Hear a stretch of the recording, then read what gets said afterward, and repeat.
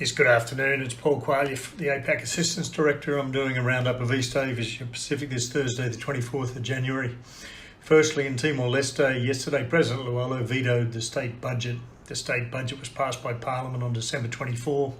He questioned various aspects of the budget and criticised it for being unsustainable and for inefficient use of the country's financial resources.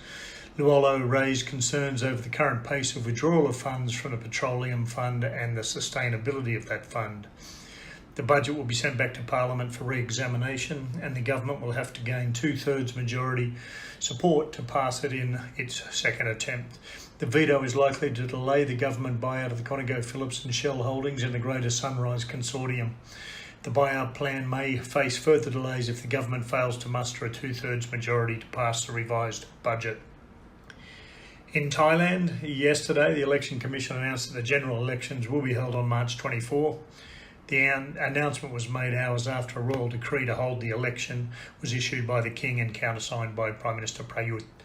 Candidates for the general election can register from February 4 to 8. Each political party can submit a list of up to 3 prime ministerial candidates. Pro-democracy campaigners have called off the rallies planned for this Saturday. Political parties will increase their campaign activities as they only have 58 days until March 23 to campaign for the election. The announcement of the election date is expected to defuse political tensions in Thailand. Clients are advised to monitor political developments before the election, monitor our alerts and advisories. The Philippines. Government forces are engaged in an armed encounter with the Islamic State-inspired Morte group in Sultan Dumalondong town, south of Marawi City on the southern island of Mindanao. 3 soldiers were reportedly injured since the fighting began at 8 a.m. this morning.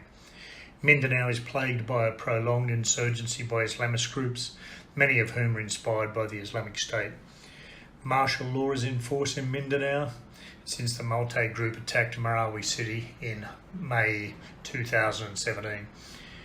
Clients are advised to always employ extreme caution when visiting Mindanao, avoid travelling to smaller towns and remote areas, and avoid all night movement on the island, especially outside Davao City where the insurgent groups are most active.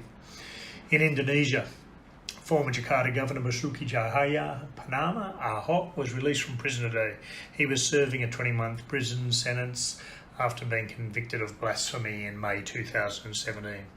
Ahok supporters gathered outside the Mobile Brigade Detention Centre in Depok, South Jakarta, to celebrate his release.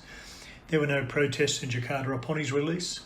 The police feared and prepared for a protest against his early release by right-wing groups and political parties who led several protests against him during his trial in 2017. Ahok is an influential personality in Indonesia. His political career is uncertain after his release from prison. He's not disclosed any plans for a career in politics. His support for any of the presidential candidates may have an impact on the general elections. APAC assistance assesses that a move back into politics for Ahok prior to the May election is unlikely. If you are not a member of APAC Assistance, you can become one via our website www.apacassistance.com, where you can purchase our East Asia Pacific and or South Asia risk management memberships, or buy our assessments for a pay-for-view basis. Thank you.